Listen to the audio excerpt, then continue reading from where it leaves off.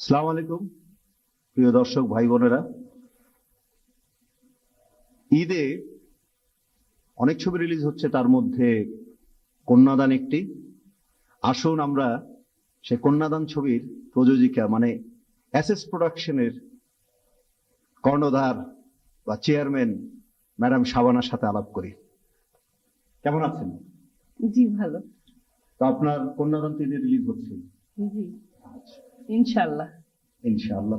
তাহলে প্রযোজিকা হিসাবে বা অভিনেত্রী হিসাবে কন্যাদান সম্পর্কে আপনি কিছু বলবেন? কন্যাদান ছবিটা মানে প্রথম যখন যেদিন আমি পরিচালক দেলোয়ার জাহান ঝন্টু সাহেবের কাছে গল্পটা শুনি আমার এত ভালো লেগেছিল যে আমি সাথে সাথেই বললাম যে ছবিটা এসএস প্রোডাকশন থেকে আপনি তৈরি করুন।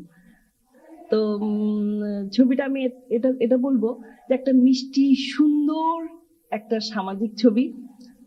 আমার বিশ্বাস ছবিটা দর্শকদের দারুণ ভাল লাগবে।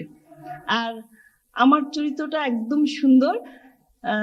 একটা ডাক্তারের চরিত্র, তার জীবনে কোনো সন্তান থাকে না, কিন্তু নিঃসন্তানের যে কষ্ট ব্যথা সেটা আমার মনে হয় দর্শকরা দেখে ভালো লাগবে, ওনাদের ভালো লাগবে।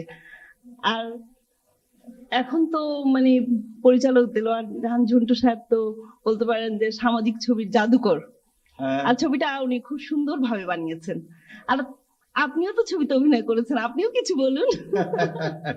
আচ্ছা, আমি যদি বলতে চাই, প্রথমে বলতে হবে আপনি যেদিন এই গল্পটা শোনেন দেলোয়ার জাহান ঝন্টুর কাছে, আমি আপনার বাড়িতে ছিলাম এবং আমার কিন্তু প্রচন্ড হিংসা হচ্ছিল যে এত সুন্দর একটি গল্প দেলোয়ার জাহান ঝন্টু আপনাকে দিয়ে দিচ্ছে, আমাকে না দিয়ে। এটা বোধহয় আপনি জানতেন না। না, আমি এখন শুনলাম আপনার আচ্ছা, আর কাছে। গল্পটি অবশ্যই ভালো। ঝন্টু সাহেব সামাজিক ছবির জাদুকর, এটা সত্যি কথা। এবং এই ছবিটি স্পেশালি এই ছবিটি উনি অত্যন্ত মনোযোগ সহকারে বানিয়েছে এবং যত্ন নিয়ে বানিয়েছে এবং প্রত্যেকটি শিল্পী এই ছবিতে অভিনয় করে আনন্দ পেয়েছে। আমি বলবো আমি তো আনন্দ পেয়েছি। ছবিটি অবশ্যই একটি ভালো ছবি। দর্শকবৃন্দ ছবিটি দেখবেন। আমি কথা দিতে পারি আমার তরফ থেকে ছবিটি আপনাদের ভালো লাগবে, বাকিটা ওনার কাছে। আমরা তো সব সময় চেষ্টা করি এসএস প্রোডাকশন থেকে ভালো ছবি, সুন্দর ছবি দেওয়ার চেষ্টা করি।